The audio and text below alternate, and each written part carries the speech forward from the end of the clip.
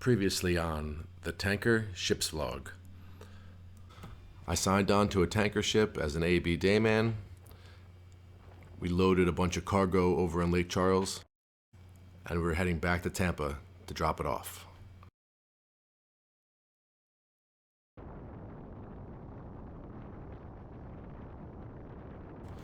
The transit from Lake Charles to Tampa wasn't even 2 days.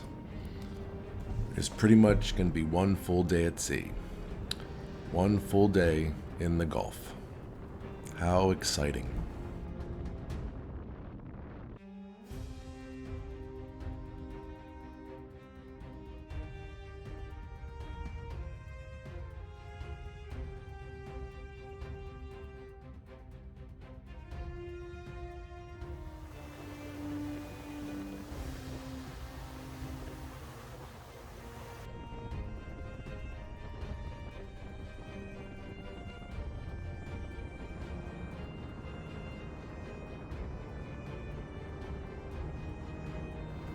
Like I said, from Lake Charles to Tampa was a relatively short transit.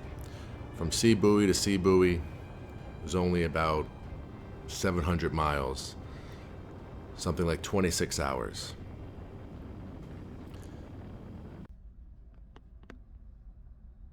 And sailing 26 hours in the Gulf, especially along the coast, you can guarantee one thing, and that's that you're going to see an oil platform or some kind of oil structure.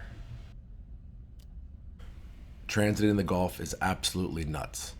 Once you have one platform and it slowly goes down the horizon, it seems like another one pops up to take its place. The Gulf is absolutely littered with these structures, especially around the coast of Louisiana. So according to NOAA, there are about 125 active oil rigs in the Gulf.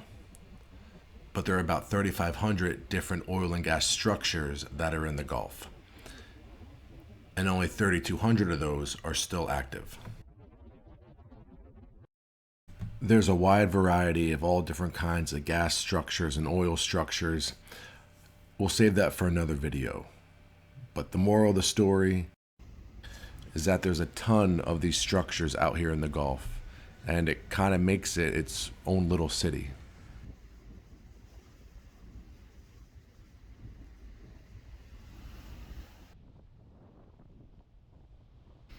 So like I mentioned earlier, I signed on as an able-bodied dayman, which means instead of standing a bridge watch while we're out at sea, I'm doing maintenance down on the deck.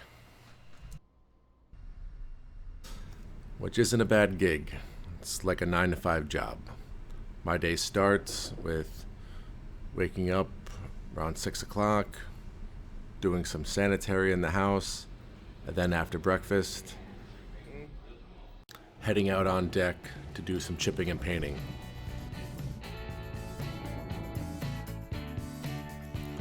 Chipping and painting is probably the most common job of the deckhand.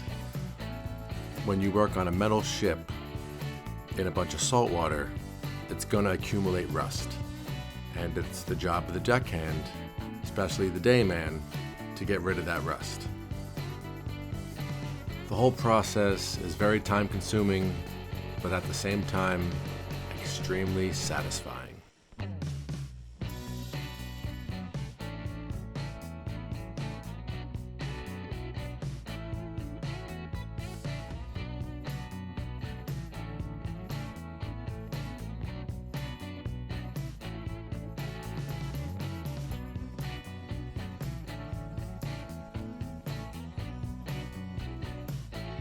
So let me take you through the whole progression of the chipping and painting process. First things first is we use a needle gun, chisel, or a hammer to knock out the big pieces of rust. We call this the pit, and it's probably the dirtiest part of the whole process. Once that's finished and all the big stuff's gone, we come in with a wire wheel to smooth out the surface and feather the edges to get it ready for painting. But before we paint, most ships like to put on a coat of Everbright or Peno Prep, and this is just an extra layer of protection. It helps protect from UV rays, oxidation, and rusting. It's not necessary, but the more protection, the better. Once that's dry, the next step is applying the primer. It's always important to wipe down the surface before you put the primer. You don't want to paint over any new sea salt that may have accumulated. Most ships put on 2 or even 3 coats of primer. And of course, after all that, the final step is putting on the top coat. Usually put on 2 to 3 coats of top coat.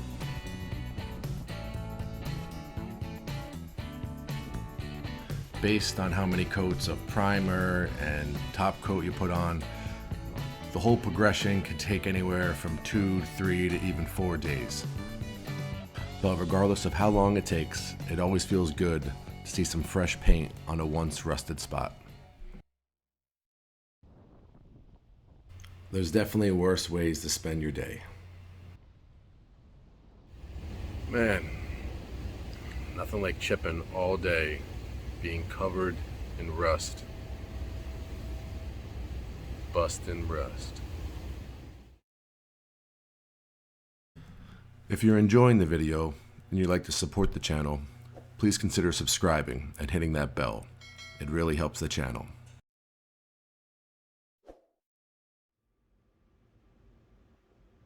And just when you thought the day was over and it was time to relax, the watchstander spotted something on the horizon.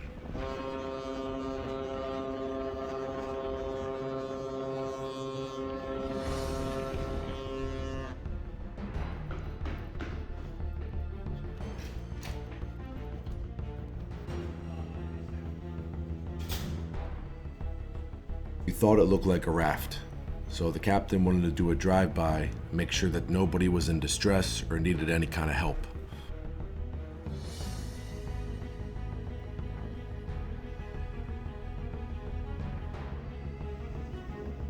All available hands were called to action to try to see if they can see any kind of signs of life or movement inside the raft.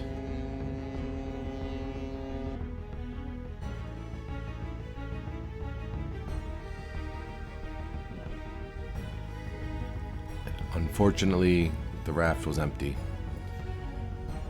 From what I heard, it was kind of a common occurrence. Immigrants from Cuba construct these makeshift rafts, and a lot of them perish on the way over. In 2004, more than 140 people died sailing on these rafts.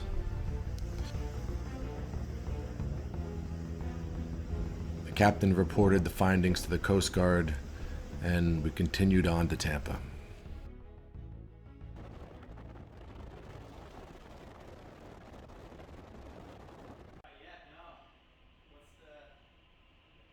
You know, it's funny, just spending one day transiting the Gulf, who would have thought something exciting was going to happen? Working on ships, sailing, this job, it never ceases to surprise me. If you enjoyed the video and you'd like to support the channel, please consider liking, subscribing, or sharing the video. Thanks for watching, guys. I'll see you in the next one.